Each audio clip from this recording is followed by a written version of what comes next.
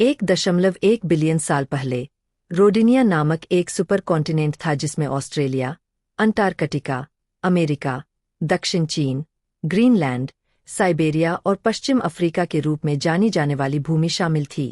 यह 350 मिलियन वर्षों के बाद टूट गया जिसके कारण प्रारंभिक प्रशांत महासागर का निर्माण हुआ। प्लेट टेक्टोनिक्स के कारण भूमि द्रव्यमान और महासागर लगातार बदलते रहते हैं। वैज्ञानिकों के अनुसार प्रशांत महासागर हर साल 0.52 वर्ग किलोमीटर सिकुड़ता है। इस बीच अटलांटिक महासागर हर साल आकार में बढ़ रहा है। प्रशांत महासागर दुनिया का सबसे बड़ा जल निकाय है। इसकी सीमाओं में उत्तर में आर्कटिक महासागर और दक्षिण में अंटार्कटिका महाद्वीप शामिल हैं। यह पश्चिम में एशिया और ऑस्ट्रेलिया और पूर्व में अमेरिका से घिरा हुआ है। वास्तव में दुनिया के सभी महासागर जुड़े हुए हैं और प्रत्येक खंड को केवल सुविधा के लिए अपना नाम दिया गया है। प्रशांत महासागर पश्चिम में मलक्का जलमरूमध्य के माध्यम से हिंद महासागर से और पूर्व में मैगलन जलमरूमध्य के माध्यम से अटलांटिक महासागर से जुड़ा हुआ है। प्रशांत महासागर पृथ्वी की सतह के लगभग 1/3 हिस्से को 165 मिलियन वर्ग किलोमीटर में फैलाता है। यह दुनिया के सभी भूमि क्षेत्र से भी बड़ा है, जो केवल 148 मिलियन वर्ग किलोमीटर है। इसका सबसे चौड़ा भाग इंडोनेशिया से कोलंबिया तक जाता है, जो लगभग 19,800 किलोमीटर है। यह लंबाई चंद्रमा के व्यास से लगभग 5 गुना अधिक है और परिधि से लगभग 2 गुनी है। महासागर के तल की औसत गहराई 4,270 मीटर है। यह आल्प्स में प्रसिद्ध मैटरहॉर्न की ऊंचाई के लगभग बराबर है। प्रशांत का सबसे गहरा हिस्सा मारियाना ट्रेंच में है।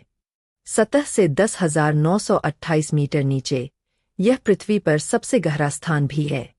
माउंट एवरेस्ट इसकी तुलना में केवल 8,850 मीटर ऊंचा है। वैज्ञानिकों का अनुमान है कि प्रशांत महासागर में कुल पानी की मात्रा लगभग 71 करोड़ 40 लाख क्यूबिक किलोमीटर है। यह दुनिया के महासागरीय जल का लगभग आधा है।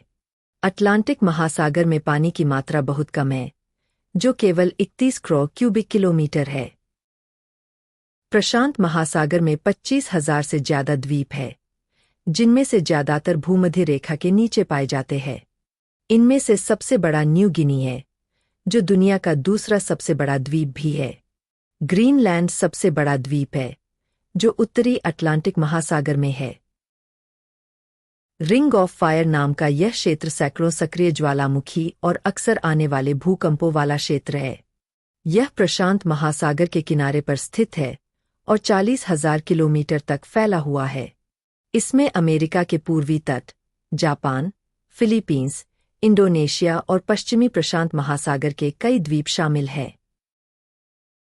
प्रशांत महासागर में आप जहां भी है, वहां सतही पानी का तापमान अलग अलग होता है। सबसे ठंडे हिस्से अंटार्कटिका के पास है, जहां तापमान -1.4 डिग्री सेल्सियस तक गिर सकता है। यह समुद्री जल का हिमांक भी है। भूमध्य रेखा पर जाए और आपको लगभग 30 डिग्री सेल्सियस तापमान मिलेगा। महासागर में खारे पानी का समावेश है, जो आपके स्थान के आधार पर लवणता में भी परिवर्तन करता है। भूमध्य रेखा के आसपास के क्षेत्रों की तुलना में दक्षिण पूर्वी क्षेत्र में यह अधिक खारा होता है। विशेषज्ञ कम लवणता के मुख्य कारण के रूप में महासागर के केंद्र में होने वाली भारी मात्रा में वर्षा को इंगित करते हैं।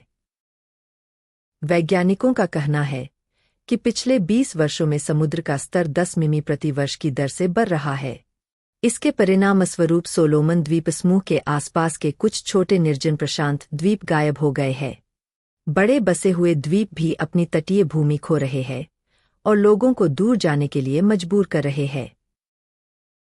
प्रशांत क्षेत्र में पहले मानव बसने वाले 60,000 से 70,000 साल पहले अफ्रीका से आए थे।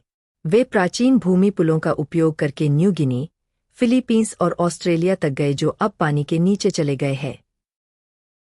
मनुष्यों को सबसे शुरुआती नौकायन तकनीक विकसित करने में समय लगा। प्रशांत महासागर में पहला समुद्री प्रवास 3000 से 1500 ईसा पूर्व के बीच हुआ था, जब ताइवान के लोग फिलीपींस गए थे। बाद में उन्होंने इंडोनेशिया, मलेशिया, पलाऊ, मारियानास द्वीप और सोलोमन द्वीप भी खोजे। कुछ लोग तो अफ्रीका के मेडागास्कर तक भी गए। यूरोपीय लोगों ने 16वीं शताब्दी तक प्रशांत महासागर को नहीं देखा था। 1512 में पुर्तगाली खोजकर्ता एंटोनियो डी अब्रेउ और फ्रांसिस्को सेराओ इंडोनेशिया में मोलुकास के रास्ते पश्चिमी तरफ से प्रवेश किया। 1513 में वास्को नुनेज डी बाल्बोआ पूर्व से आए और इसे मार डेल सुर कहा। 1520 में फर्डिनेंड मैगेलन और उनके स्पेनिश चालक दल दुनिया भर में अपनी ऐतिहासिक परिक्रमा के हिस्से के रूप में प्रशांत को पार करने वाले पहले दर्ज समूह बन गए। मैगेलन ने पानी का नाम मार पैसिफिको रखा क्योंकि वह शांत मौसम में नौकायन करने के लिए भाग्यशाली था। स्पेन ने अंततः फिलीपींस और प्रशांत क्षेत्र के अन्य क्षेत्रों को उपनिवेश बना लिया। उन्होंने मनीला गैलियंस नामक इतिहास के सबसे लंबे व्यापारिक मार्गों में से एक की स्थापना की। जहाज साल में 2 बार प्रशांत महासागर के उत्तरी किनारे से अकापुल्को जाते थे। वे मसाले, चीनी मिट्टी के बर्तन और अन्य विलासिता के सामान ले जाते थे। 16वीं से 20वीं शताब्दी तक साम्राज्यवादी देशों ने प्रशांत क्षेत्र में सत्ता के लिए प्रतिस्पर्धा की। इनमें स्पेन, पुर्तगाल, ब्रिटेन, फ्रांस, जापान और संयुक्त राज्य अमेरिका शामिल थे। उनके अधिकांश उपनिवेशों ने तब से स्वतंत्रता की घोषणा की है। शुरुआती नक्शे प्रशांत क्षेत्र के बारे में उस युग के ज्ञान के स्तर को दर्शाते हैं।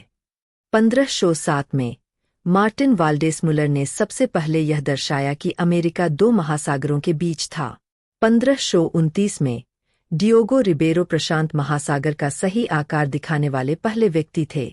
1589 में अब्राहम ऑर्टेलियस ने पहला मुद्रित मानचित्र बनाया जो प्रशांत महासागर को समर्पित था। अंग्रेजी जीव विज्ञानी चार्ल्स डार्विन 1830 के दशक में सर्वेक्षण जहाज HMS बीगल पर सवार हुए।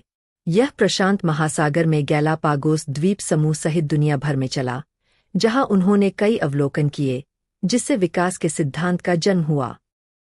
1870 के दशक तक डार्विन के सिद्धांतों को पहले से ही बड़े वैज्ञानिक समुदाय द्वारा तथ्य के रूप में माना जाता था। HMS चैलेंजर के पहले वैश्विक समुद्री अनुसंधान सहित और अधिक वैज्ञानिक अन्वेषण शुरू किए गए। मारियाना ट्रेंच के सबसे निचले हिस्से चैलेंजर डीप का नाम जहाज के नाम पर रखा गया था। लगभग उसी समय पूर्व युद्धपोत USS टस्करोरा को एक सर्वेक्षण जहाज में बदल दिया गया था जिसे प्रशांत में समुद्र तल की आवाजें लेने का आदेश दिया गया था। इसने एल्यूशियन ट्रेंच और जापान ट्रेंच की गहराई की खोज की।